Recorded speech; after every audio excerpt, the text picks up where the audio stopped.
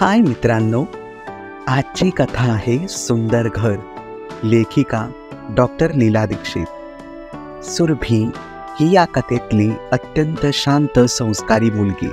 तर रमा अगदी ह्याच्या उलट. रमाचं व सुरभीचं नातं हे सुतासारखं सरळ नसून नागमोडी वळणांसारखं होतं. एक दिवस एका स्पर्धेत रमा सुरभीचं व आपलं नाव त्यात नोंदवते. स्पर्धा सुरू होते आणि ज्या क्षणी स्पर्धेचा निकाल जाहीर होतो तेव्हा तो निकाल रमाला व सुरभीला सुद्धा अनपेक्षित असतो.